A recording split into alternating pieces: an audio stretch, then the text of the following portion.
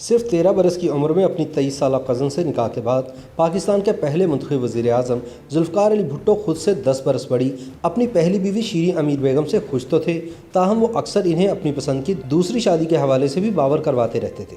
پھر ایک روز نصرت اصفہانی کو فوجی وردی میں دیکھ کر بھٹو نے انہیں شادی کی پیشکش کر ڈالی اور یوں وہ ان کی دوسری شریک حیات بن گئی اور بعد میں خاتون اول بھی بنی۔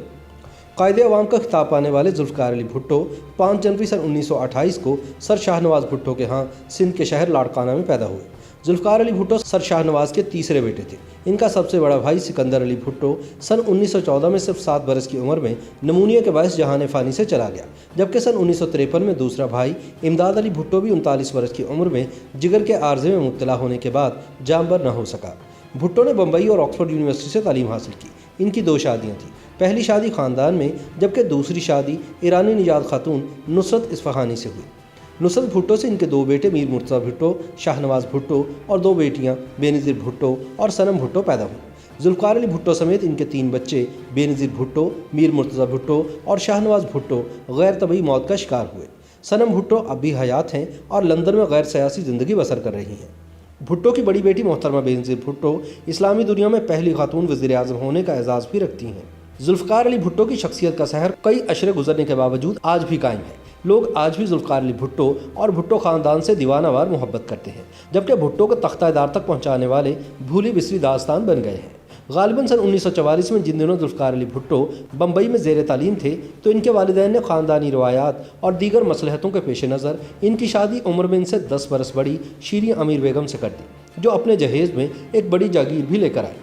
قیام پاکستان کے بعد یہ جوڑا پاکستان منتقل ہو گیا اور کچھ عرصے بعد بھٹو اعلیٰ تعلیم کے لیے برطانیہ چلے گئے۔ وطن واپسی پر جب بھٹو سندھ مسلم لاء اسکول میں قانون کی تعلیم دینے کے ساتھ پریکٹس بھی کرنے لگے تو کبھی کبھار نڈیروں میں مقیم اپنی بیوی سے ملنے چلے جاتے۔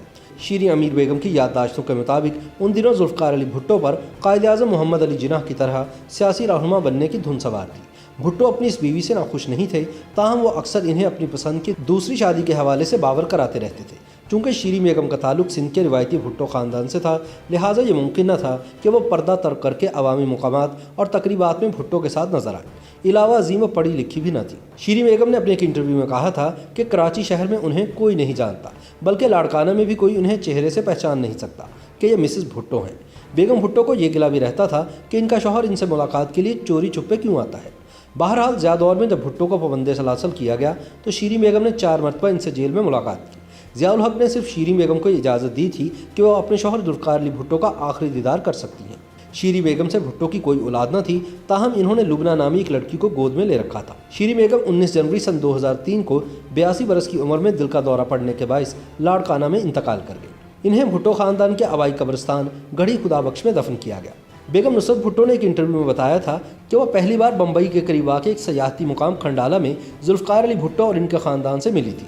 اس وقت نصرت کی عمر محض 11 برس تھی۔ اس ملاقات کے بعد نصرت اور ذوالفقار علی بھٹو کی بہن منور الاسلام میں دوستی ہو گئی، تاہم اگلے 9 سال تک نصرت اور ذوالفقار علی بھٹو کا آمنا سامنا نہ ہو سکا۔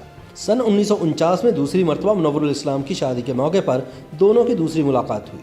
سینٹ جوزف کالج کراچی سے تعلیم ختم کرنے کے بعد جب نصرت نے غالباً سن 1951 میں نیشنل گارڈ میں بطور کیپٹن شمولیت اختیار کی تو ایک روز انہیں فوجی وردی میں دیکھ کر بھٹو بے حد متاثر ہوئے اور انہیں شادی کی آفر کر دی۔ ان دنوں ذوالفقار علی بھٹو امریکہ میں پڑھ رہے تھے۔ کہا جاتا ہے کہ نصرت کو مسٹر بھٹو یوں تو اچھے لگتے تھے، لیکن ان کی پہلی بیوی کا سوچ کر نصرت نے شادی سے انکار کر دیا تھا۔ نصرت کی ناں پر ایک روز بھٹو نصرت کے والد مرزا محمد نجف کے ہاں چلے آئے اور وضاحت کی کہ پہلی شادی ان کی مرضی کے بغیر محض 13 برس کی عمر میں کر دی گئی تھی اور اس بیوی سے ان کی کوئی اولاد بھی نہیں، جبکہ وہ نصرت کو بے حد چاہتے ہیں، اس لیے وہ اپنی بیٹی کو ان سے شادی کے لیے راضی کریں۔ بھٹو کے دلائل سن کر مرزا نجف قائل ہو گئے اور بعد میں انہوں نے اپنی بیٹی کو بھی اس شادی کے لیے قائل کر لیا۔ یہاں اس بات کا تذکرہ بھی ضروری ہے کہ بھٹو نے اس شادی کے لیے اپنی پہلی بیوی شیریں امیر بیگم کو بھی اعتماد میں لیا، بلکہ سن 1951 میں جب ذوالفقار علی بھٹو اور نصرت رشتہ ازدواج میں منسلک ہوئے تو امیر بیگم کے والد یعنی بھٹو کے پہلے سسر نے اس نوبیافتہ جوڑے کو کراچی کلب میں عشائیے پر مدعو کر کے اعلیٰ ظرفی کا مظاہرہ کیا اور پھر زندگی بھر نصرت بھٹو کو شیریں امیر بیگم سے کوئی شکایت نہ رہی۔ اس نوجوان جوڑے نے اپنا ہنی مون پیرس اور روم میں گزارا، لیکن چونکہ ابھی ذوالفقار علی بھٹو آکسفورڈ یونیورسٹی میں زیر تعلیم تھے اس لیے انہیں ہاسٹل میں رہنا پڑا، جبکہ نئی نویلی دلہن نصرت بھٹو ہوٹل میں مقیم ہو گئی۔ भुट्टो अपनी महबूब बीवी को नुसरतुम यानी मेरी नुसरत कहकर पुकारते थे। सन 1953 में इस जोड़े को बेनज़ीर भुट्टो की सूरत में औलाद की नेमत मिली। कहा जाता है कि भुट्टो को मैदान सियासत में उतारने का सेहरा भी नुसरत भुट्टो के सर ही है। दरअसल गवर्नर जनरल सिकंदर मिर्ज़ा की बीवी नाहिद मिर्ज़ा नुसरत की बेहतरीन दोस्त थी। नुसरत ने ही पहली बार भुट्टो को पाकिस्तान के सियासी जोमा से मिलवाया था।